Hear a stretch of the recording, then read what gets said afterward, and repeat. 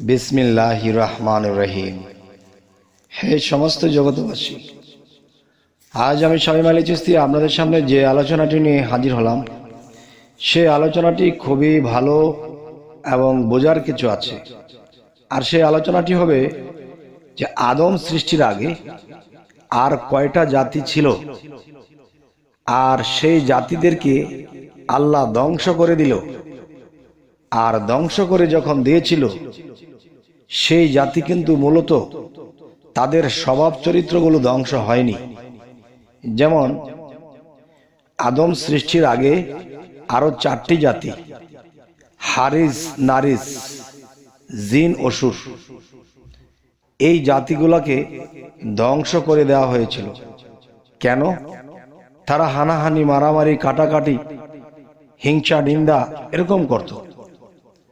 তো এখন আপনারা বলতে পারেন যে পৃথিবীতে মানুষও তো মারামারি, কাটাকাটি, হানাহানি করছে, হিংসা নিন্দা করছে, লুটপাট করছে এবং মানহানি করছে, তাহলে তারা এরকম করত।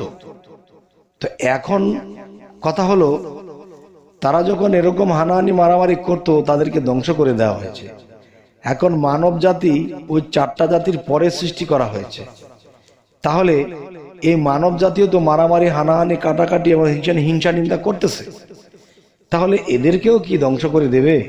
আমি বলবো হ্যাঁ, এদের মধ্যে যারা হিংসা, নিন্দা, পরনিন্দা এবং লুটপাট করে খাচ্ছে, মারধর করছে, তারা আসলে কিন্তু মানুষ নয়। নাউজুবিল্লাহ, মানুষ নয় মানে কেমন কথা? এটা যেমন কথা সেটা আমি আপনাদেরকে অবশ্যই খুলে বলছি। সেটি দেখুন যে আল্লাহ কি বলেছে, মানুষ মৃত্যুর পরে এদেরকে আবার জীবিত করবে। তার মানে মানব জাতিকে ধ্বংস করে দেওয়া হবে। তার মানে মানব জাতিকে নয়। এখানে বিষয় হলো, মানুষের দেহটা ধ্বংস হয়ে যাবে, আত্মার কিন্তু ধ্বংস হয়নি। সেই আত্মাগুলো কিন্তু মরেনি, আত্মার কিন্তু মৃত্যু নেই। তাহলে দেহ ধ্বংস হয়েছে, দেহ থেকে সেই আত্মাগুলো বের হয়ে গেছে, কিন্তু আত্মার মধ্যে যে ভালো স্বভাব, খারাপ স্বভাব, যে পৃথিবীতে যাই কিছু করেছে, সেই স্বভাবগুলি কিন্তু তাদের আত্মার মধ্যে লেগে আছে। এখন দেখেন, জিন, অসুর, হারিস, নারিস, এদেরকে ধ্বংস করে দেওয়া হয়েছিল। তারা পৃথিবীতে বিশৃঙ্খলা করে, আল্লাহর ইবাদত করে না, তারা হানাহানি, মারামারি, কাটাকাটি, হিংসা নিন্দা করে, এই জন্য তাদেরকে ধ্বংস করে দেওয়া হয়েছে। তবে দেখেন, পৃথিবীতে এমনও মানুষ আছে, কেউ কাউকে হিংসা নিন্দা করে না, কারোরটা মেরে খায় না, মারামারি, কাটাকাটি করে না, এমন লোক কিন্তু পৃথিবীতে আছে। আবার এক ধরনের লোক আছে, তারা মারামারি করছে, হানাহানি, কত বিশৃঙ্খলা করছে, মিথ্যা অবিচার করছে। তখন দেখা যায় সেই মানুষগুলো কোত্থেকে এসেছে? সেই মানুষগুলো দেখেন, জিন, অসুর, হারিস, নারিস, তারা যখন ব্যভিচার ছিল, তারা যে মারা গেছে, তাদের দেহ ধ্বংস হয়ে গেছে, কিন্তু তার দেহের ভিতরে আত্মরূপে তারা কিন্তু রয়ে গেছে। সেই আত্মাগুলো কোথায়? সেই আত্মাগুলো মানুষের মধ্যে এসে জন্ম নিয়ে গেছে। মানুষের মধ্যে যখন জন্ম নিয়ে গেছে, তখন কি হলো? সেই আত্মার মধ্যে লেগে থাকা যে স্বভাব চরিত্র, সেটি কিন্তু মানুষের মধ্যে প্রকাশ পায়। দেখবেন, মানুষই মানুষকে দয়া করছে, মানুষই মানুষকে ভালোবাসছে, মানুষের প্রতি মানুষ সহানুভূতিশীল হচ্ছে।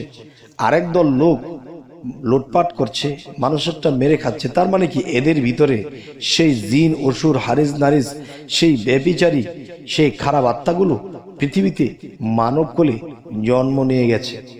তখন কি হলো? তখন সেই স্বভাব চরিত্রগুলো সেই মানুষের মধ্যে, জিন, অসুর, হারিস, নারিস, এগুলো তারা খারাপ প্রকাশ করতেছে, খারাপ ঘটাইতেছে। আর ভালো মানুষগুলো দেখবেন, তাদেরকে মারলেও কিছু হয় না, তাদেরকে অনাদর করলেও কিছু হয় না, গাল দিলেও কিছু হয় না, কারোর সাথে হিংসা নিন্দাও করে না। তার মানে কি? এই মানুষগুলো সেই আত্মা থেকে এসেছে বলে আজ এই অবস্থা।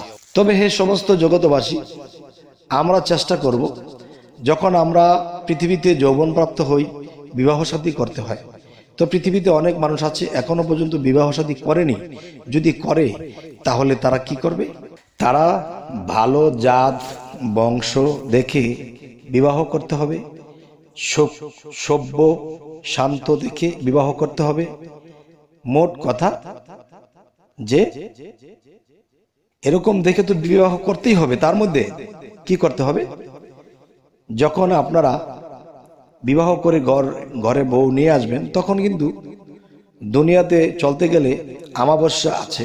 এই অমাবস্যায় কিন্তু স্ত্রীর সাথে সেই মেলামেশায় যাওয়া যাবে না এবং দিনক্ষণ বেঁচে চলতে হবে। অমাবস্যা অন্ধকার, সেই অন্ধকারের মধ্যে যদি মেলামেশা করা হয় আর সেখান থেকে যদি আপনি একটা সন্তান ভূমিষ্ঠ হয়, তাহলে সেই সন্তান কিন্তু কালো শক্তি নিয়ে আসবে পৃথিবীতে। আর সেই সন্তান মানুষের ক্ষয়ক্ষতি করবে, মানুষের উপকার করবে না। তখন কিন্তু এই পাপের ভর আপনার উপরেও আসবে। কেননা আল্লাহ বলেছে যে পৃথিবীতে আমি মানুষ পাঠিয়েছি এবং যার যার স্ত্রীকে আমি হালাল করেছি, কিন্তু তারা যেন সময় দেখে চলে, প্রত্যেকটা হিসেব মতো চলে। আল্লাহ কিন্তু এটাও বলে, দেখো তারা, গ্রহ, নক্ষত্র, সূর্য, যা কিছু আছে সমস্ত কিছু আমার হিসেব মতো চলে। তাহলে মানুষ পৃথিবীতে আমরা শ্রেষ্ঠ জাতি হয়ে যদি বেহিসাবে চলি, তাহলে এটার খেসারত আমাদেরকে দিতে হবে। একদিক দিয়ে হবে পাপ, আরেক দিক দিয়ে কি হবে, যে মানুষ সময় ছাড়া অসময়ে যখন কিছু করেছে, সহবাস করেছে, তখন সেখানে খারাপ আত্মা জন্ম নেবে আর সেটি ভালো হবে না। ছোটকাল থেকেই সে সন্ত্রাসের মতো হবে, মানুষকে মারবে, পিটাবে, আপদে কুপতে নেবে, লোভ করবে, লণ্ঠন করে খাবে। তাহলে বোঝা গেল কি, আমাদের সেরকম ভাবে চলতে হবে। যদি কোনো ব্যক্তি ভালো একটা দিন দেখে সেই রাত্রে ইবাদত করে, স্বামী স্ত্রী দুজনেই ইবাদত করে এবং চোখের পানিতে বলে যে হে আল্লাহ, আমাদের ঘরে একটি অলি আউলিয়া দান করুন, তখন কি হবে, সেই অলি আউলিয়াই জন্ম নেবে। তবে হে সমস্ত জগতবাসী, কেন আজকে এই আলোচনা করলাম, মানুষ বেহিসাব করে চলে, তখন কিন্তু খারাপ কিছু তাদের কপালে ফলে, তখন কিন্তু আল্লাহকে বলে এই কি চেয়েছিলাম খোদা। দেখেন, আল্লাহ কিন্তু আগেই আমাদেরকে সতর্ক করেছে, আমরা সেই সতর্ক মানিনি, যার খেসারত আমাদের দিতে হচ্ছে। তাই বলবো, আজকের কথার মূল বিষয় কি, যে আদম জাতি সৃষ্টি করারও আগে আরো 4টি জাতি, জিন, অসুর, হারিস, নারিস, এই 4টি জাতি ছিল। সেই 4টি জাতিকে ধ্বংস করেছে, তাদের দেহ ধ্বংস হয়েছে, তাদের আত্মাগুলো কিন্তু ধ্বংস হয়নি। এখনো আমাদের সমাজে এবং শহরে বন্দরে বহু জায়গায় জন্ম নেয়া এই আত্মাগুলো মানুষ রূপে ঘুরছে। তাহলে তাদের স্বভাব অনুসারে তারা চলছে, কিন্তু অনেক মানুষ সুন্দর স্বভাবের, তখনই বুঝতে হবে সে মানুষ থেকে মানুষে এসেছে, আর যারা ওরকম করতেছে তারা অমানুষ থেকে মানুষে এসেছে। তবে অমানুষ কি মানুষ হবে না? অবশ্যই, যদি ওইভাবে তাদেরকে শিক্ষা দেওয়া হতো ছোটবেলা থেকে, আস্তে আস্তে তাদের খারাপ স্বভাবটা কমে যেত।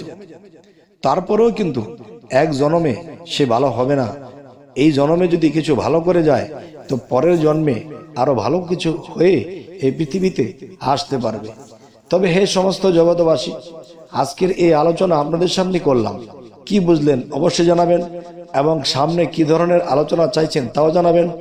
আমাদের এই চ্যানেলটিকে সাবস্ক্রাইব করে নেবেন, যদি ফেসবুক হয় অবশ্যই ফলো করে নেবেন। সকলে ভালো থাকবেন, আল্লাহ হাফিজ।